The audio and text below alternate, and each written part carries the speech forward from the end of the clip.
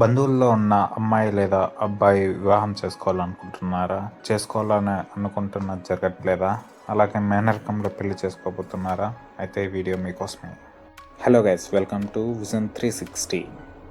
So మనం ఇప్పుడు నోట్బుక్లో explain చేస్తాను, ఒకసారి అర్థం చేసుకోవడానికి ప్రయత్నించండి. ఒక ఫ్యామిలీలో ఒక తల్లిదండ్రులు ఇద్దరు ఉంటారు. వాళ్ళకి ముగ్గురు పిల్లలు, ఒకరు వచ్చి కూతురు, మరొకరు వచ్చి కొడుకు, మరొకరు కొడుకు. ఈ కూతురికి పేరు వచ్చేసరికి గీత, 37 సంవత్సరాలు. ఇక్కడ ఇద్దరు కొడుకుల పేర్లు వచ్చేసరికి గణేష్ మరియు గిరి. విలేజ్ వచ్చేసరికి 18 and 19. సో ఇక్కడ ఏమిటంటే ప్లస్ మార్క్ ఎందుకు వేసానంటే, గీత అలాగే గణేష్ వచ్చేసరికి ఒకే పోలికలు, తల్లి పోలికలు అనుకుందాము. గిరి వచ్చేసరికి తండ్రి పోలికలు అనుకుందాం. సో ఇక్కడ గీతకి ఒక కూతురు ఉంది, పెళ్ళైపోయింది, కూతురు ఉంది. తన పేరు వచ్చేసరికి లత, తన ఏజ్ వచ్చేసరికి 18. సో ఈ పేరెంట్స్ అనుకునేసి గణేష్ గిరికి మ్యారేజ్ చేయాలనుకుంటారు. సో గణేష్కి ఇచ్చి ట్రై చేద్దామంటే ఎన్ని రోజులకి అవ్వదు.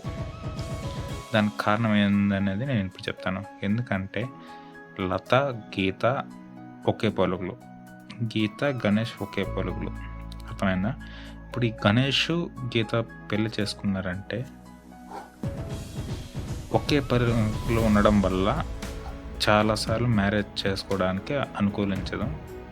ఒకవేళ అనుకూలించి పెళ్లి చేసుకున్నా కూడా వీళ్ళిద్దరికి పుట్టబోయే పిల్లలు మరణించవచ్చు, లేదంటే వికలాంగులు అయ్యే అవకాశం ఉంటుంది. సో గిరికి చేస్తేనే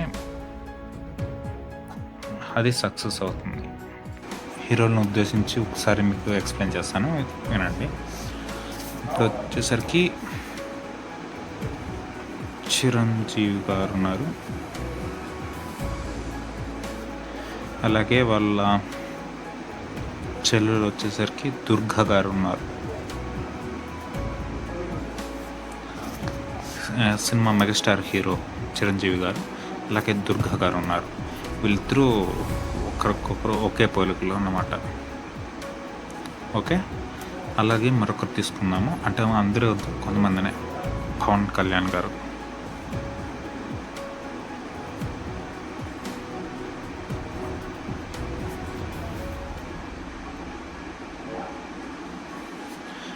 సో చిరంజీవి దుర్గా వచ్చేసరికి అంజనాదేవి గారి పోలికలు.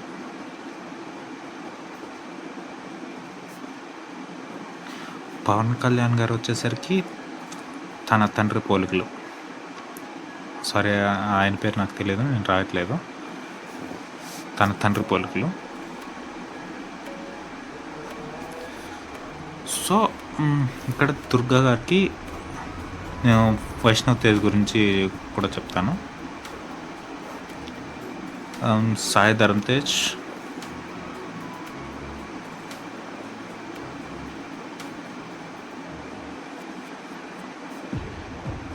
అలాగే వైష్ణవ్ తేజ్.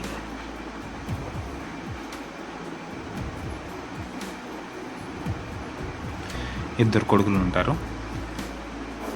చిరంజీవి గారికి ఒక ఇద్దరు కూతుర్లు అనుకుందాం, శ్రీజ గారు,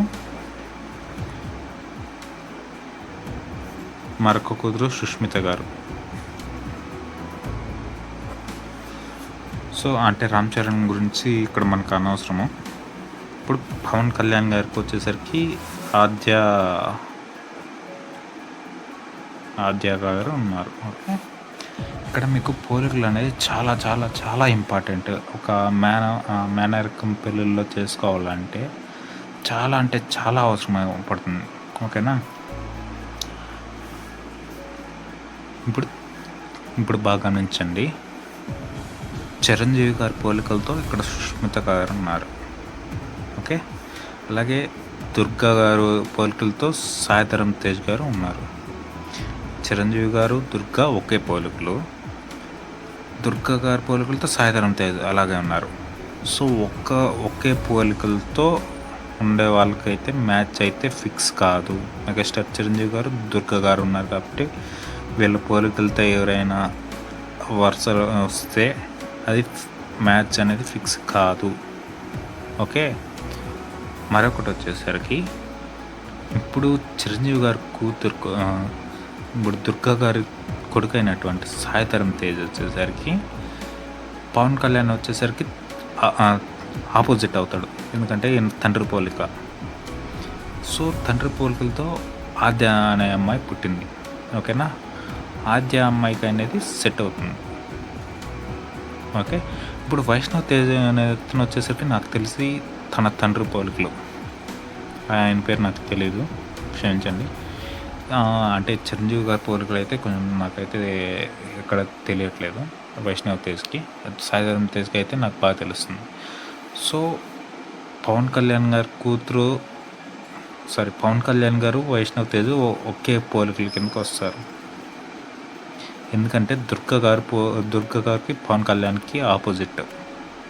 ఓకేనా, అంటే ఒకే పోలికలు ఏం లేవు వీళ్ళకి.